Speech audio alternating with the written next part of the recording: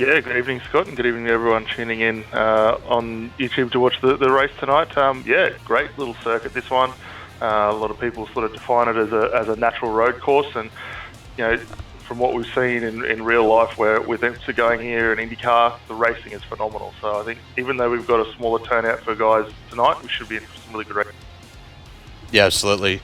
Within the last couple of days as well, we also had the Porsche Esports Super Cup here as well, which provided some great action amongst all of the top teams on iRacing. So, as you say, a cracking track for some action at the moment. We've got qualifying currently going at the moment. We've got 3 minutes elapsed at the moment. Just seeing some initial times putting in at the moment. See that current provisional pole at the moment is Anthony Winkelmann, but Blake Neck out there at the moment on his second lap.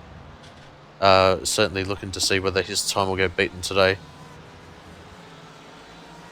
Yeah, definitely. And Anthony, we don't normally see him run in this series, so good to have him on board. Very quick in the BMW for Trick Sim Sports there. So look for some big things from him tonight. And the pace that he's setting so far, really up there, 118.27. So plenty in that car still to go. And we'll just keep an eye on Blake. He shouldn't be too far from the line here to put in his first official lap.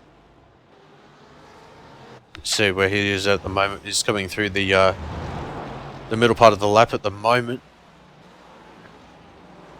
It's, taking that fast right-hander over that little bump there under the bridge there. This fast left-hand section here, one of the quickest parts of the track in terms of corner speed. But yeah, around this double right-hander to end the lap. See what he can put in terms of lap time around the final corner.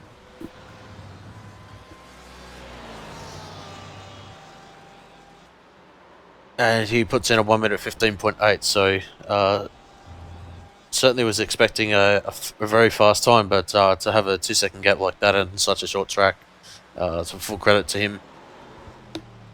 Yeah, definitely. It's going to, I mean, he will have a bit of a lonely race being the only Daytona prototype out here tonight, but it will be interesting to see how he goes later on, getting through some traffic, so look out for Blake later on.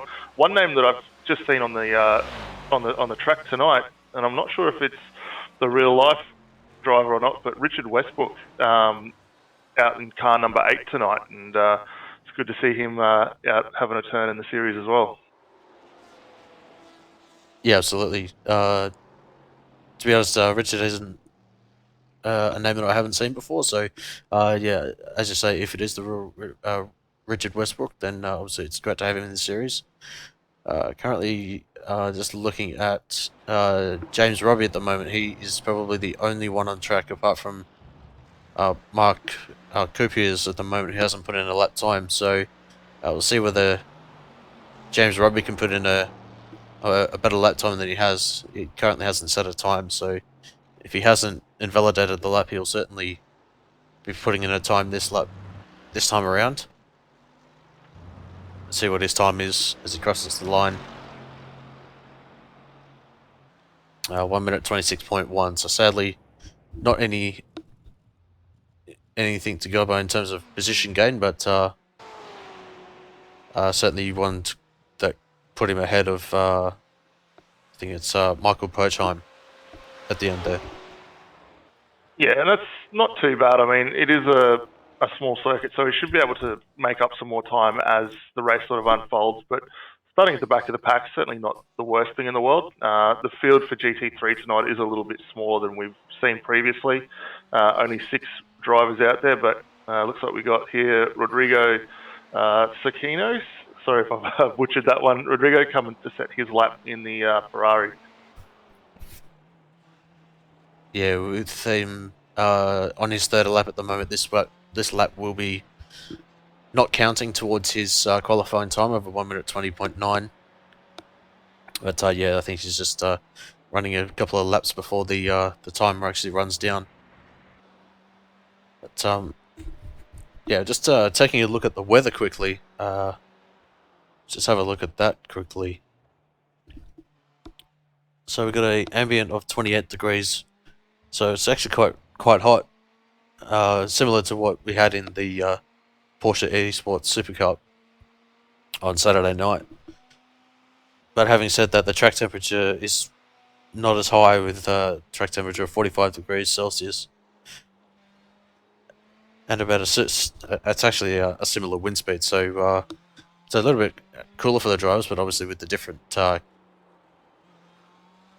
performance, obviously we'll be seeing a much different race tonight. Yeah, I mean, even still, a 45-degree track temperature is still quite hot out there. The tyres will not really enjoy that sort of temperature and punishment. Hopefully, being that it is a little bit cloudy out there tonight, though, when the guys do get that little bit of cloud cover, it will certainly help cool off the tyres and maybe extend a little bit of performance later on. So with the conclusion of qualifying, we'll run you through the final qualifying standings, with Blackneck taking the overall pole in the Daytona prototype with a 1 minute 15.857. Alongside him will be Anthony Winkelman, and the pole position in the GTE class. Third on the grid was Troy Maguire. Fourth, it was Eunice Lapalainen. And in fifth place was Sebastian Murray Westberg. Richard Westbrook in sixth. Mark Christian Kupiers in seventh. Michael Gray in eighth. Michael Spithill in ninth place, and Derek Storch in the final 10th position. Emil Kofod in 11th, Rodrigo Saraceno in 12th, John Main in 13th, Thibaut Van Bell in 14th, and Stefan Hawk rounding out in the 15th position. Regis Lawton in 16th, and he is the final position in the GT class, and Sage Karasakis in 17th, and the GT3 pole position. Francisco Gazaran in the 18th position, Ben Arthur in 19th, Andrew Rooney in 20th, James Robbie in the 21st position, and Michael Perchheim in the 22nd position.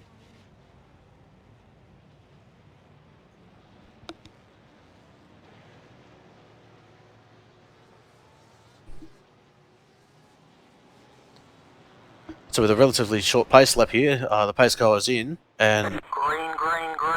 with Blake being the only DP, he'll get a great start for himself, being the only one in the DPs to get into turn one. But Anthony Winkelman in GTE's got a great start, jumping Eunice Lapalainen. But yeah, it looks to say that Richard Westbrook got a great start as well. He's up 2 positions as well. So it looks to say that Troy Maguire and Westberg have had unfortunate starts there. Yeah, great jump from Winkelman, and looks like he's going to have a bit of competition with the two Fords just behind him there, but it'll be interesting to see how the pace of Winkelman unfolds through the race. We know he's pretty quick in most other series he runs, but looks like everyone behind the leading group has all got away pretty well. Everyone's sort of fallen into single file here. Richard probably the big jump up 2 spots off the start, and right now we've just jumped back to Saya Karasic, who's currently leading GT3 and got a really good jump in that Mercedes. Yeah, certainly. Thought we'd have a quick look at the GT3 to see how they fared, but it looks as though that everyone's gotten through pretty safely at the moment. See, that's in GT3 as well. Michael Perchheim is the biggest gainer in GT3, as Rodrigo Saraceno is around at turn 8, so he's had an unfortunate error there. He's going to find himself back in the last position. See that all the GT3s have gotten past him now, so we might be able to take a look at that a little bit later on. But this all, as everyone's about to complete lap number 1, Blake Neck has broken out to a 4.5 second lead over Winkelman in the overall standings. But it looks as though that Troy Maguire is trying to recover. He's all over the back of Richard Westbrook right now.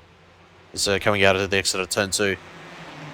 Yeah, great passing opportunity as they come down into turn 4 here. Richard trying to go defensive into turn 4. It's going to make it really tricky for Troy to get around, but that Ford of Troy's got certainly a lot of pace in a straight line there. He tries to stick it up the inside. Not really a passing opportunity through turn 5, and now it's going to be almost single file up through probably to turn 9 and Thunder Valley.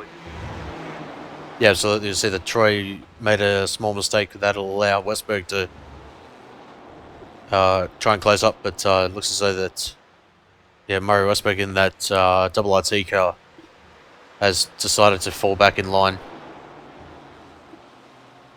Yeah, we haven't seen much of the double RT redback cars through this season for the last couple of races. Same for the JPS Simshed car of Troy Maguire. So good to see those guys back out having a run. But these three probably going to be pretty close together. Looking at the pace that they're running currently at the moment, there's only about half a second between their current outright pace. Anthony's kind of got a second over these guys and starting to extend his lead. But battle's going to heat up probably for the next few laps as well. Yeah, absolutely. We'll just see how this JP Simshed's Ford GTE of Maguire's going to fare this time back. But it looks as though that Michael Perchheim as well has taken the lead in GT3 as goes side by side through into turn 3. And great move there from Troy Maguire to move up into the GTE podium position. But Murray Westberg trying to get up the inside, but makes unfortunate contact there with Westbrook going into turn 4. Yeah, a little excited on the loud pedal getting up through there. Probably not what he wanted to do. Richard doesn't look to have too much damage, if any, on that car. So just should be able to see him resettle down and get back underway. But he's got Michael Gray now in front of him in another double RT car. So a couple of redback cars for him to get through to get back up onto Troy Maguire. Yeah, absolutely. We'll just have a quick look back further in the GTE field. We've got T-Bave and Bell putting all sorts of pressure on Derek Storch. This will be for the 11th and 12th position. See that both Porsches as they through turn 1. Oh, they've got a BMW turned around. See who that is. Yeah, there's also a Ferrari off in the background there as well, so I'm not sure whether there was a coming together for those two guys. Yeah, we'll just see if we can get a replay of that one. So it's Michael Spithill for Redback Racing, another one of the BMWs. He just clipped the grass on the outside there and just lost the traction there, and yeah, everyone just trying to dive out of the way, and luckily everyone was able to get out of the way. So an unfortunate mistake there for Spithill, but he'll be certainly aiming to make as many positions as he can. Still got quite a long way to go in this race. Yeah, definitely. I think we were looking also there with Derek Staunch in that Porsche. Lucky just to avoid all that carnage going on ahead of him. So Porsche battle seems to be happening a long way down in the field at the moment, which I would have thought, based on how this car really is set up, would have been probably ideal for this circuit, especially with the traction coming out of the keyhole and through here, turn 12 and 13, it really gets up and boogies. So I'm a little surprised to see it as far back as it is compared to the likes of the Ford and the BMW. Yeah, definitely. I see that Van Bell's been able to pull a 2.5 second gap, but that was due to everyone diving out of the way of that stricken BMW. So, but yeah, just looking a little bit further back up, see that Michael Gray is in a 3-way battle at the moment between Westbrook and Kupiers at the moment. So this battle is certainly hotting up whilst we're on lap number 5 here. Yeah, they're only 6 minutes in. There's been quite a lot of action already, so probably a bit of a precursor to how the rest of the night's going to unfold, I dare say. But Michael, car maybe not quite to his liking at this point in time. Seems to be a little unsettled through the S's there. They come through Thunder Valley now, turn 11. But Mark Capius behind him in the other BMW, looking pretty racy right now. Maybe just going to set up and stay behind for a little bit, see what he can do, and look for an option, get by very time soon. Yeah, absolutely. So notice that livery of Coupe is very reminiscent of the 2000s era, or the early 2000s era BMW Williams. So it's always good to see that style livery come back as well. Yeah, absolutely. I mean, probably one of the better times for Williams, as opposed to some of the more recent ones, which is a bit unfortunate. But the livery itself still looks quite good. Looks like we got Jonas Lappin having a good battle here. Troy Maguire. These two still going pretty hard at it. Troy, looks like he went back a spot. We saw him not long ago battling with Richard, but has lost a spot here to Jonas. So this two probably going to be here for a little while fighting. But Jonas's car getting out of the hole very well. Yeah, certainly. See that. We'll have a look at the lap time delta over the past couple of laps. If we can get that on screen right now. So Lappalainen's been a little bit slower over the past 4 or 5 laps. See that actually that's the wrong positions, sadly. Sorry about that. Sorry, the wrong driver, so yeah, apologies for that. So yeah, it looks as though that Lappalainen's been consistently about 6 or 7 tenths slower per lap, so certainly not surprising that Maguire's been able to close up quite quickly. Yeah, definitely. And just watching how Maguire's able to get through turn 2 there, the car seems to point really well in towards the apex. He's showing the nose up in through turn 4. Probably going to sit back here for the next half dozen corners now just to get a read on that car. But Lappalainen a little bit out of position. We see him now with a lose in the rear, and actually looks like Troy Maguire's caught the back end of that car as well, and both of those guys going for a spin. Yeah, certainly an unfortunate mistake there, but I see that Maguire's trying to gather her back up, and he falls back to 7th position, just behind Coupier's there in that BMW. So this has turned back into a 5-car train, separated by just under 3 seconds. So certainly one that's hotted back up. Certainly unfortunate that there was mistakes that happened, but yeah, this battle's certainly going to be raging on now. Yeah, definitely. Also, we got a couple of Porsches too at the back, not too far off the back of this train here. So we may potentially see, looks like that Van Bell get back up into this battle as well. So we could even get 6 to 7 cars here in the not too distant future. Troy Maguire getting a pass done too, just behind the background there on Mark Capias. So that was a good move out of the keyhole. He's going to go defensive now. Down into turn 4, we see him right up on the inside. That's going to make it very hard for Capias to get through and runs it off wide into the sand there. So gets a rejoin, misses that Ford just behind him. Yeah, so he just rejoins back up in the 8th position. We'll see another little battle just holding up, sadly. Unfortunately, this is for the last place on the track at the moment, the 20th and 21st position, but still in GT3s. Gazarin certainly under pressure from James Robbie there in the GT3s. Yeah, it looks like Robbie carrying a little bit of front end damage, so probably a couple of little rubs from these guys here, but good to see him still fighting on. Obviously, we've already lost Rodrigo Sacrino, who we saw having that spin right at the start of the race. So actually, he may have got damage. He didn't be in pits a long time, but good to see these guys, even though they are at the back of the field here, still pushing on and having a good fight. Yeah, absolutely. Just turn our attentions back up to the front of the GTE field. It seems as though that Wiggleman's just pretty much checked out at the moment. 16-second gap to Murray Westberg in the 2nd position GTE, but yeah, this 4-car battle at the moment, certainly the closest battle in the track. But then everyone else is pretty much like 1 to 2 seconds behind, so still fairly close between the field, but yeah, this is the closest battle on track.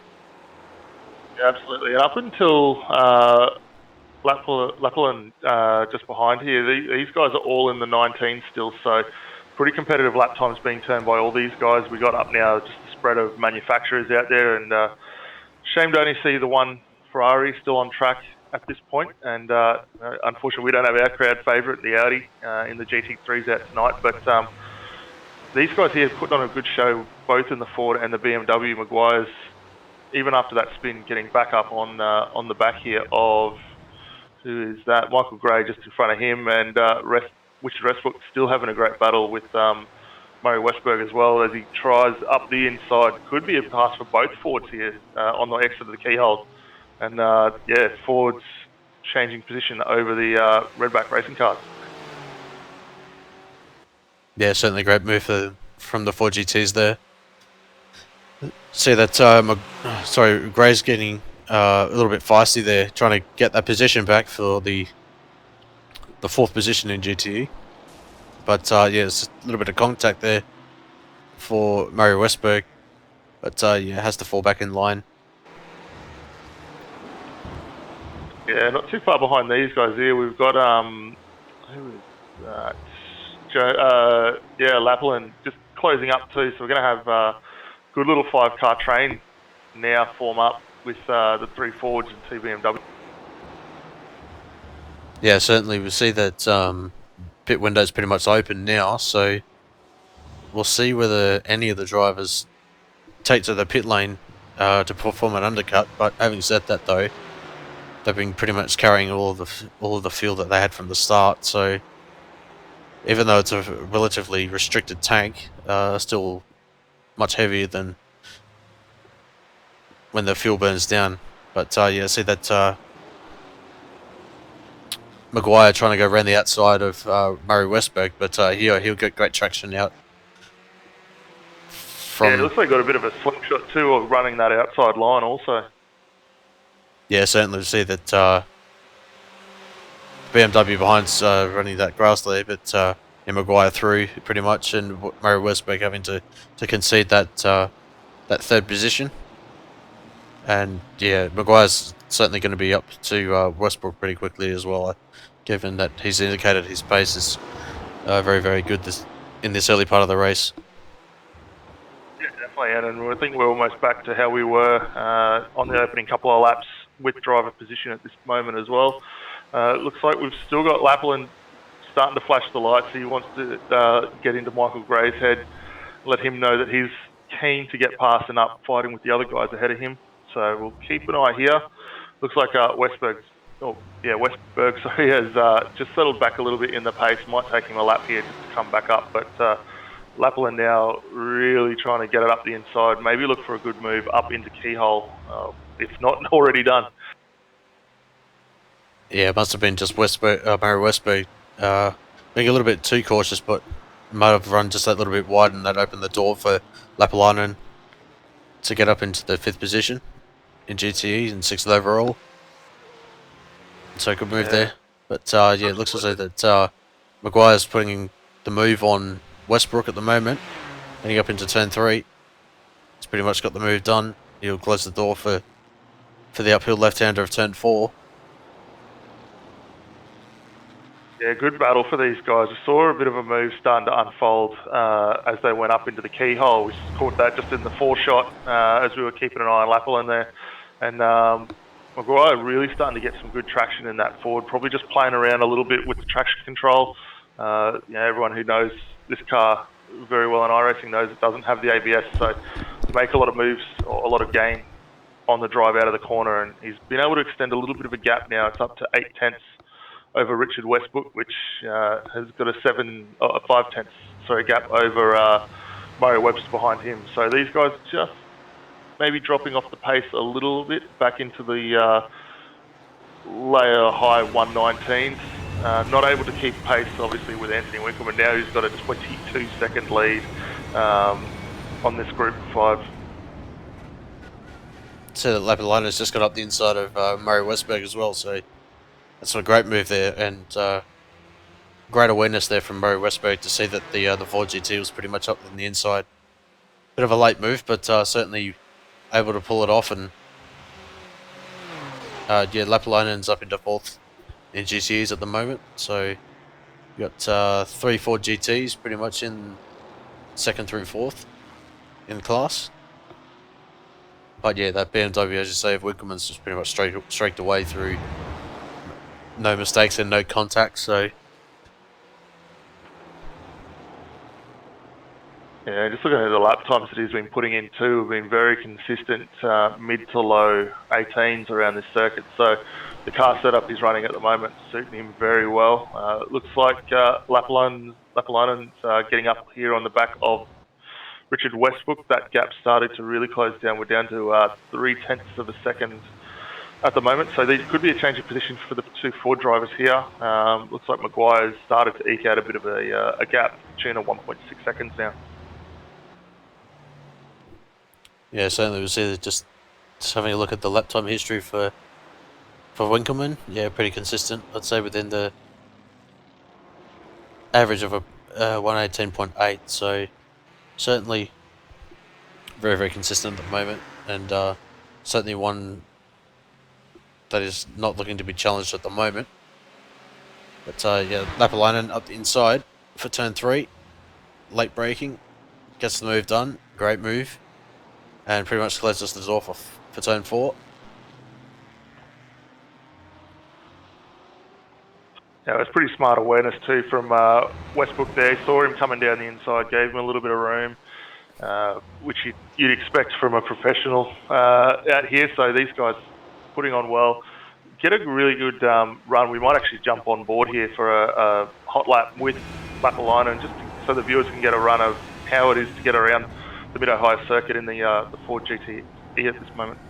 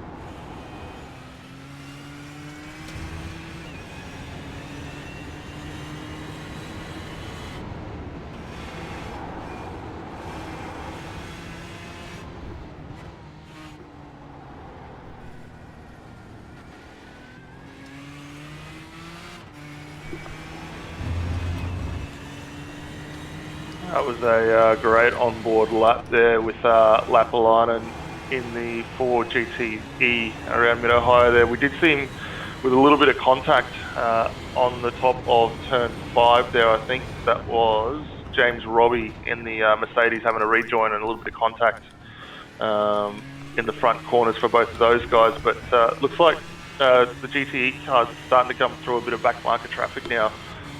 Head of these guys, I believe that is Francis Gazavin.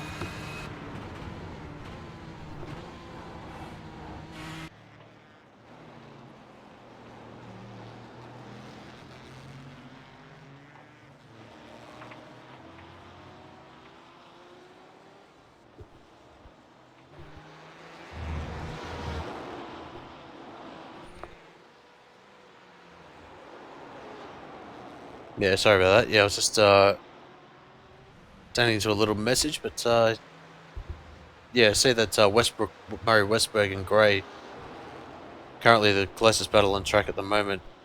Gray's been able to close up quite significantly over this previous lap, so we'll see what his lap time is this time around.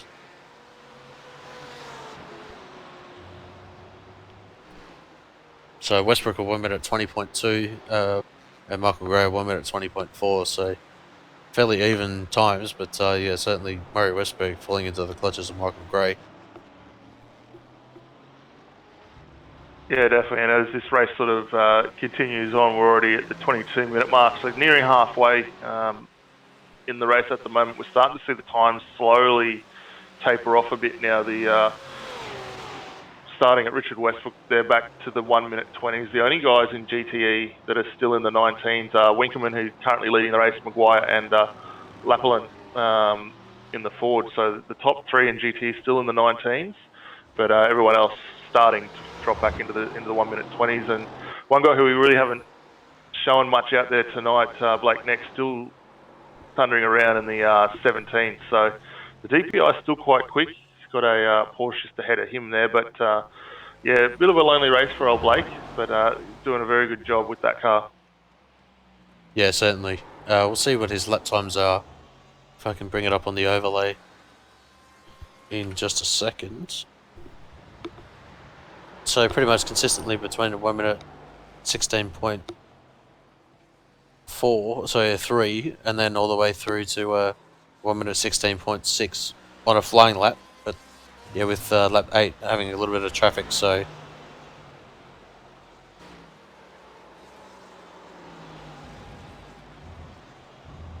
yeah, it's been a bit of a class act from what we've come to expect from Blake, especially over the last handful of races and this season in general.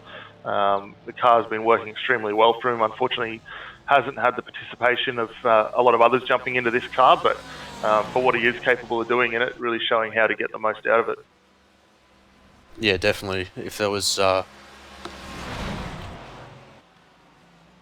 more Euro-friendly split, I would certainly think that Black Neck would be up there within the Daytona prototype class. But yeah, sadly with the way that the time slot's fallen, yeah, sadly we've only got the one prototype out there at the moment. I'm certainly looking to see whether there will be more in the future, and yeah, this class is certainly a fantastic class. But yeah, certainly if you want to make the top split broadcast, probably the easiest way is to get into the prototype class for all those that are out there. Absolutely. And the other guy who we haven't really spent any time on tonight either is Anthony Winkelmann. He's currently leading the GTE category class in the Trick Sim Sports BMW, doing a good job. That gap now upwards of, where are we, 38 seconds. 20 seconds. So quite a long way out in front. Hasn't had any issues like we've seen lower on in the field, but good consistent run from Anthony is something we've sort of really come to expect from him over recent years. Yeah, absolutely. He's been top class in pretty much every category that he's raced in that I've seen, both in championships like the Oceanic Endurance Championship and then the Oceanic Sprint Series. So yeah, top class GT driver in all forms. Yeah, absolutely, and I guess throw into the mix team owner as well. So doing a good job leading from the front, and unless there's any major issues, I don't really see a reason why he wouldn't take this one out tonight. No, very early to call, 20 minutes still to go, but just looking at the pace and consistency of the guy, he's doing a phenomenal job.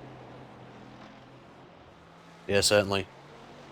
Just having a look a little bit further back now, we've got Derek Storch at the moment, putting all sorts of pressure on Stefan Hawke at the moment. See, this battle's been closing up pretty rapidly over the last lap or so. Gap at the moment's only 0.6 of a second, so we'll see whether Derek can close up that little bit extra to see whether he can get past back up into the 11th place. Or so, yeah, 10th place in GTE. Yeah, I think last time we caught up with these two, the roll positions were reversed, so good to see Hawke getting up and still pushing on. But Storch doing a good job in the Porsche there, sorry, and not looking too bad. The car looks to be turning in quite consistently. Traction out of the corners seems to be very good as well. So we might ride on board, give the viewers a bit of a run through of what the Porsche sounds like in full noise around here.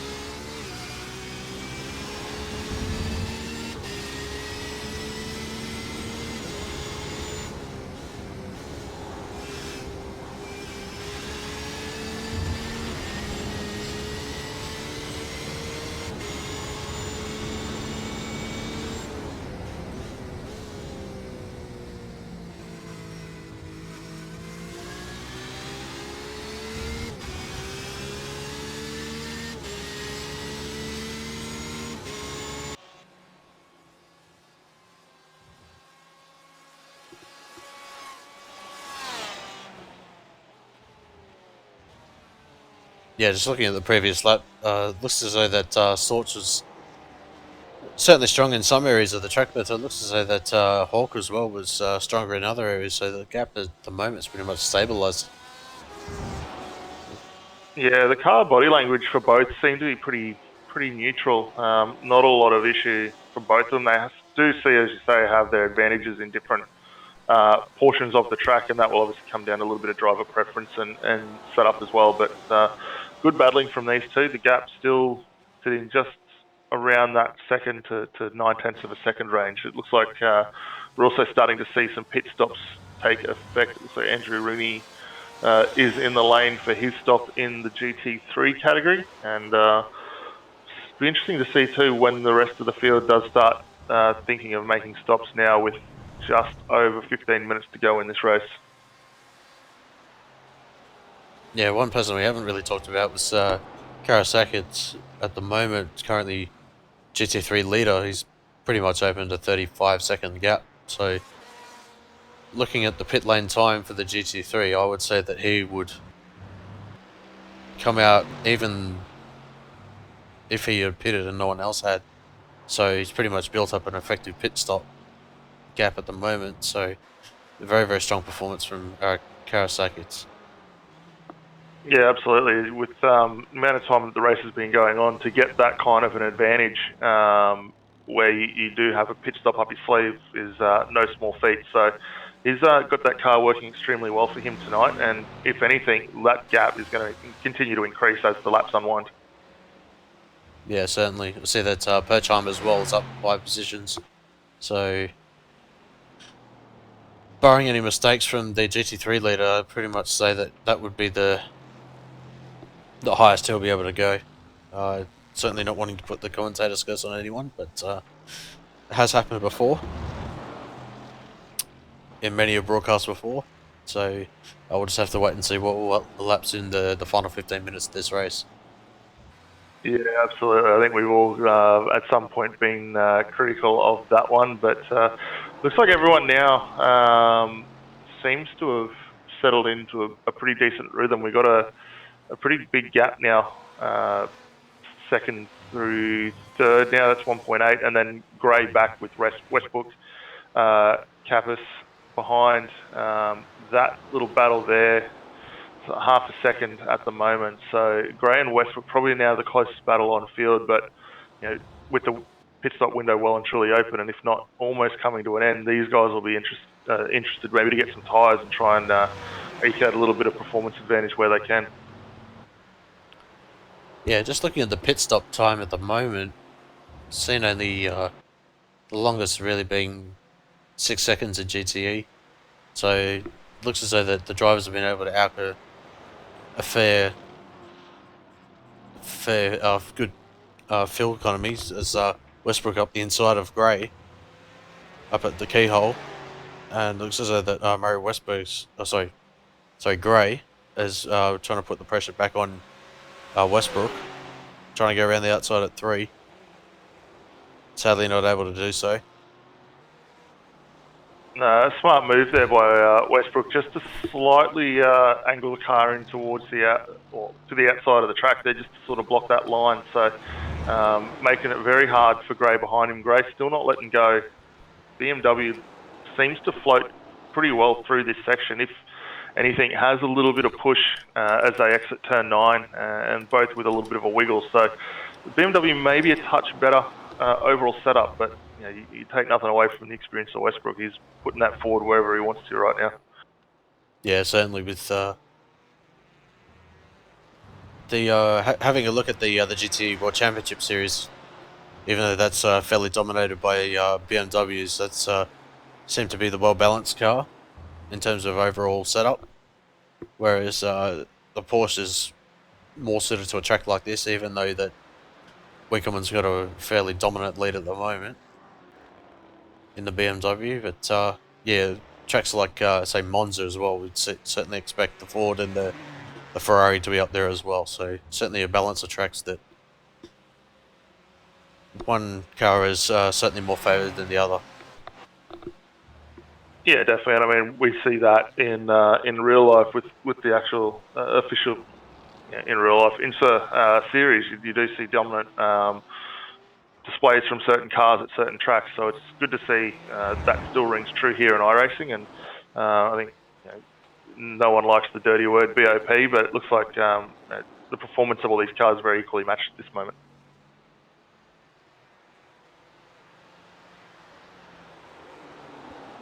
Yeah, certainly. See that the highest GTE that's pitted has been Murray Westberg at the moment. So with only just over 11 minutes to go, certainly be time within the next lap or so for the GTE cars to come through. See where Winkelmann is. He's probably heading up into Sector 3 right now. Just not too far behind Murray Westberg at this point in time.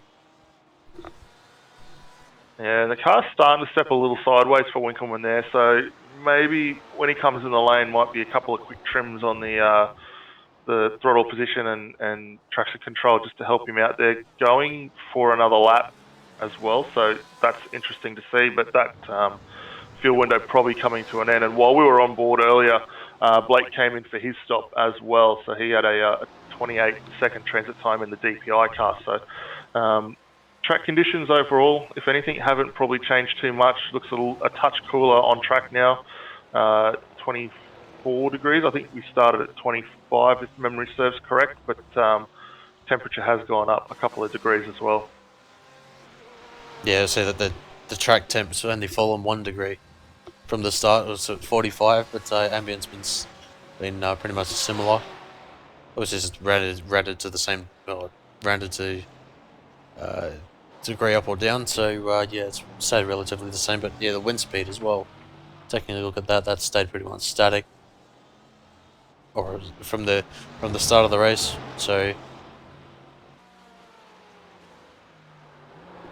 certainly interesting one there. But surely this time it wouldn't.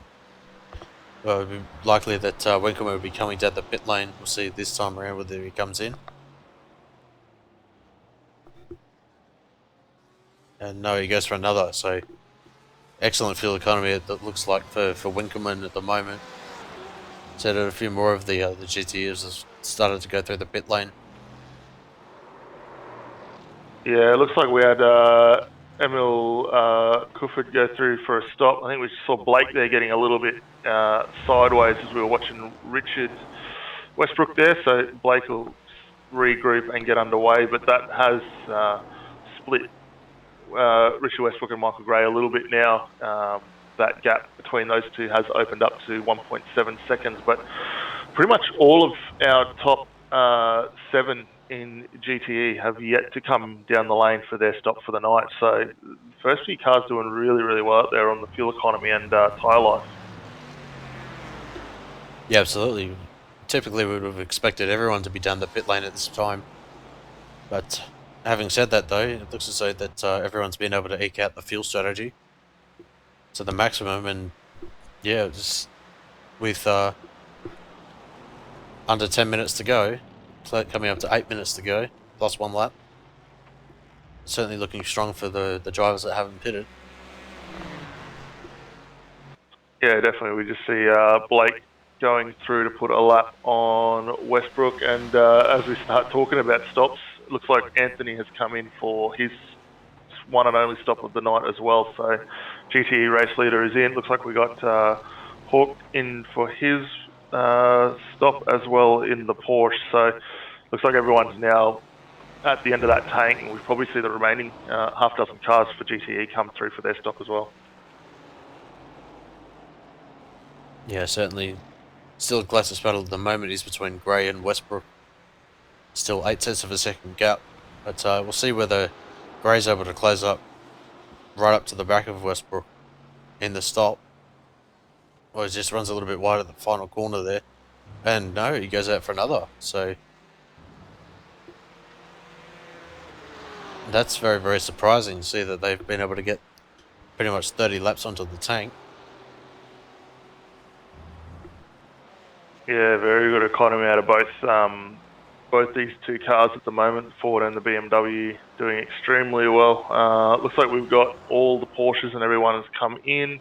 I think the Ferrari has also come in for his stop as well. So, yeah, Porsche, the Ford and the BMW certainly getting the miles on those tanks. Yeah, certainly. I see that Storch has been down the pit lane twice. Whether that's been for a connectivity issue or whether he's genuinely been down the pit lane twice, we'll have to find out at the end of the race. But having said that, though, yeah, as you say, 3rd place overall to 8th. Haven't taken stops, but as I say that, Lapalainen's in.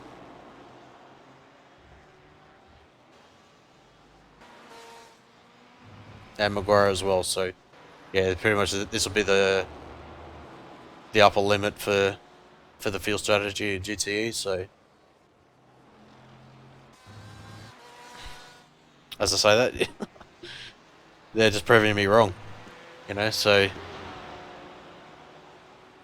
Well, I think if you're a betting man, I think what we've learnt tonight is you don't take our advice on it. Yeah. You literally have your own bet. But yeah, Kappas and Bell also in for their stop. So I think that really will only leave Westbrook and Gray as the only two cars now in this field yet to make a stop. So these guys getting phenomenal mileage on this tank. Yeah, absolutely. Absolutely. I'd say that the times haven't really dropped off that much. See that Gray's time last time compared to his fastest lap was only about 1.1 off. So as to see Lapalainen all over the back of Westbrook at the moment, trying to get through after his pit stop. Certainly no pressure at the moment. See that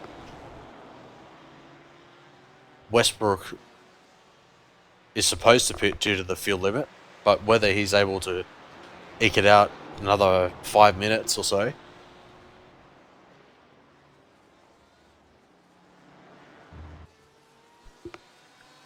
Well, he knows something about that Ford. He's gone another lap, and it looks like Gray's come in for his final stop here. But just watching the times that Westbrook's putting in at the moment, he's on average just a second behind his fastest lap time. So consistency and distance on that car going very well. Lapalainen really starting to apply the blowtorch on the back of the sister Ford in front of him.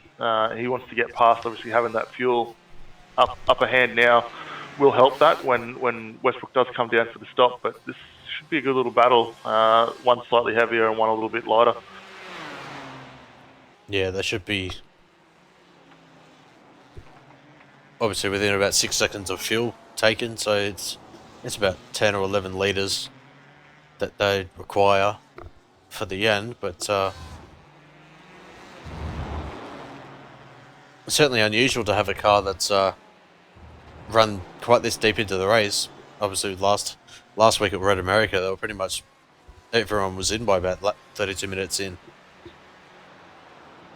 Yeah, definitely, and we'd seen that pretty much the entire season so far. Anywhere from sort of 20 to 25 minutes through, the guys are in, and looks like Westbrook now finally coming in for his stop. So 33 laps on a tank of fuel around mid-Ohio in the Fords. Pretty phenomenal. Yeah, absolutely.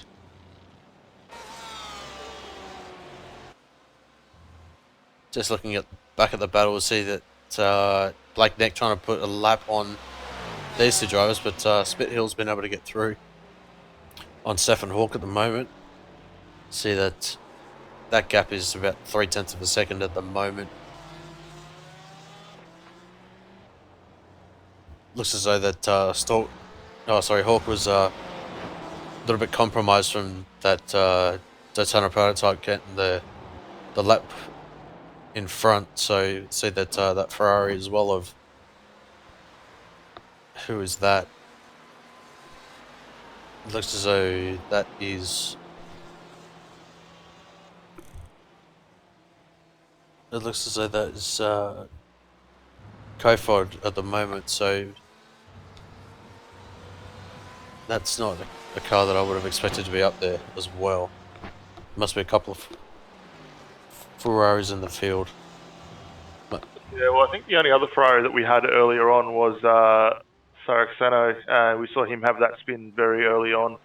I think opening lap parallel to the field there. So good that we do still have one remaining Ferrari. I don't see that these two are actually in a battle for position at the moment. There is a bit of space between these two cars, but yeah.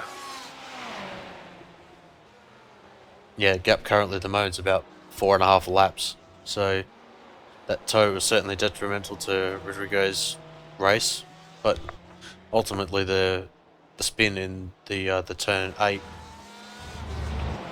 where they're just coming up to right now, was certainly Rodrigo's downfall today, unfortunately. Yeah, definitely. And I mean, overall stationary time in the pits was 15 and a half minutes. So that's the main bulk of this race. So good to see that he didn't just abandon the race and has come back out just to turn some laps, even if it is right at the back of the field, still pushing on to turn a few laps. And we've got Blake Neck up on screen at the moment, still leading the way quite convincingly in the Daytona prototype.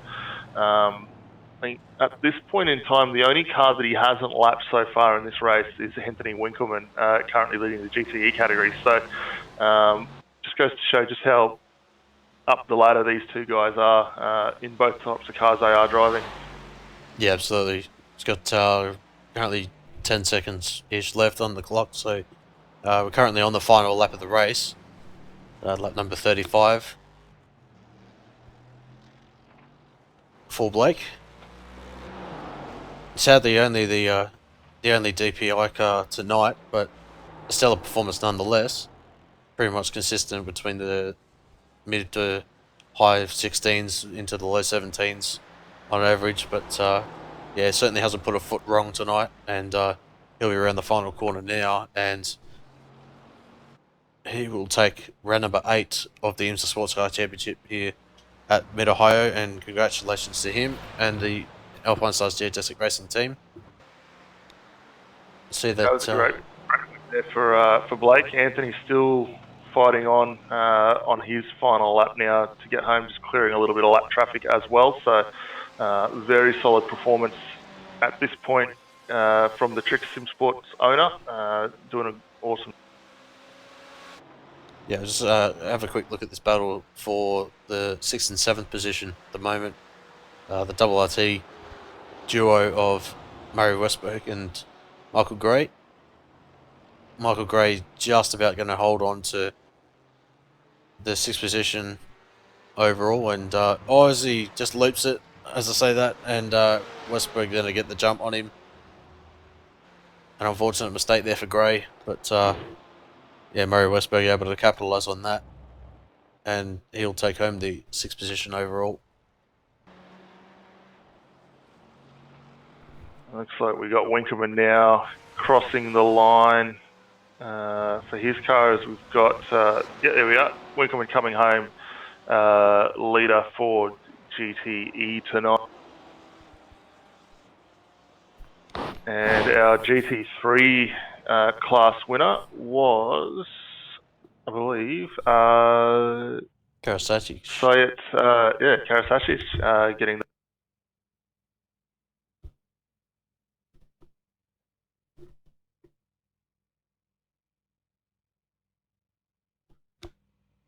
Yeah, so the final race results here at Mid-Ohio for round number 8 of the IMSA Sportscar Championship.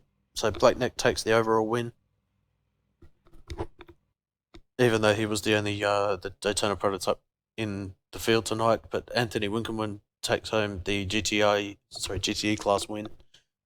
Troy Maguire finishes in 3rd place overall and 2nd in class. Eunice Lepalainen rounds out the GTE podium. Richard Westbrook in the 5th position. Sebastian Murray Westberg manages that final corner overtake on his teammate Michael Gray for 6th and 7th place.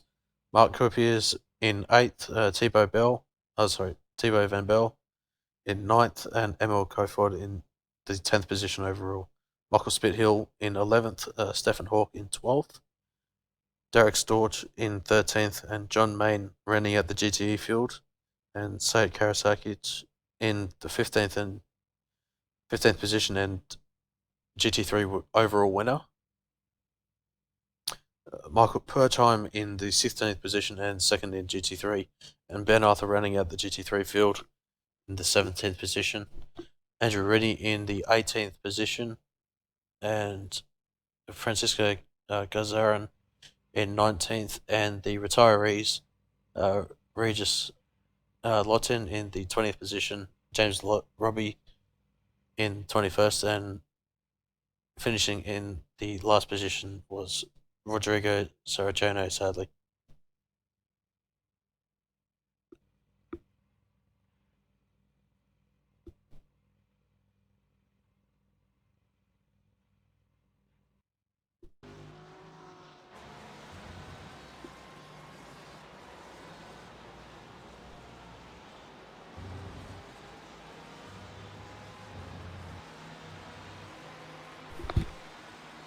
We did get confirmation here just from Blake too that it was definitely the real Richard Westbrook. So great to see a professional racing driver in the race tonight and showing just how good those four.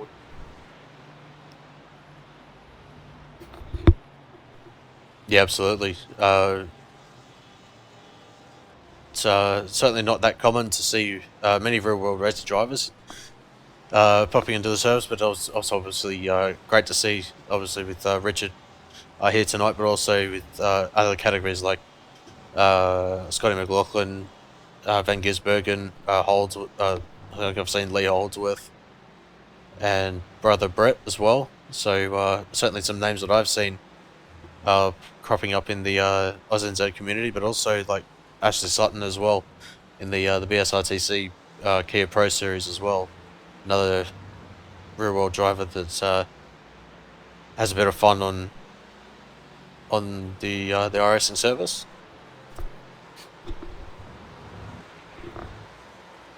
Yeah, I mean, with cars being as close as they are to what the guys normally race, it's probably a great opportunity to get into some testing, even though official track days are normally so hard to come by. But looks like we've got our GTE class winner Anthony Winkelman down, about ready to come up for an interview. So, g'day Anthony, welcome to the box, mate. Congratulations on the win here at Mid-Ohio tonight. Hey boys, how are we? Very good, mate. Very good. Looked like a hell of a race for you tonight. 20-second lead over Troy Maguire, and pretty well unfazed from start. Yeah, it was fun, man.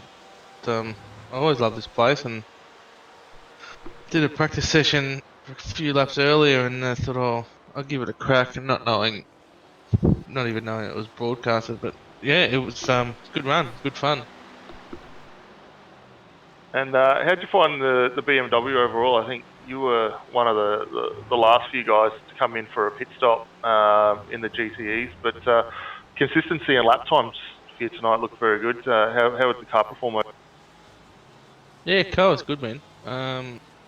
I think I got that 20-second lap and 20-second gap, and I sort of just started punching some fuel numbers and trying to save fuel to do a quicker stop and go longer, but just to sort of see what it could do and whatnot. But yeah, that was good. The car's fine. It still obviously needs a lot of tweaking. It was sort of just a last minute slap together to do a race, but yeah, it's definitely good to get another one under the belt.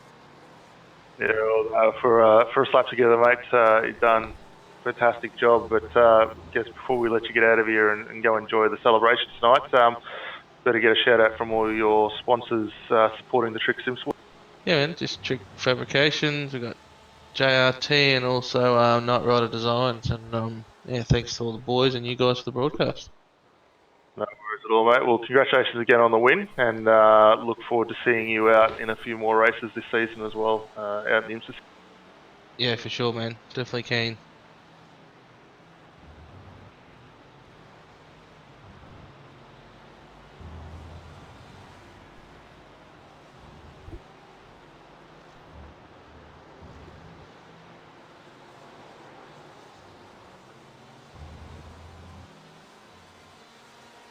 So yeah, Anthony Winkelmann taking out the GTE win. Pretty much class of the field in that category, and yeah, certainly one for always been up the front. Certainly in my experience, and yeah, that was just pretty much proven tonight. Yeah, absolutely, and I think we said it a couple of times throughout the broadcast. What we've seen of this team as they've come on in leaps and bounds over the last couple of years, or year and a half at least, and rewards really starting to fall their way with how they're setting up the cars and what they're doing in other series. So great to see them out there tonight, and we would like to see more of these guys, and even some more of the AusNZ community coming out and having a bit more of a run in these cars, because they are fantastic to drive. Yeah, certainly. We're just going to quickly run through the upcoming broadcasts here on Apex Racing TV. We're going to wrap up the broadcast very, very shortly. But yeah, the iRacing VRS GT Sprint Championship for round number 8 of the championship at the Nürburgring. That will be at 18 GMT on tonight. So that'll be a very, very fantastic race. Certainly looking forward to that one.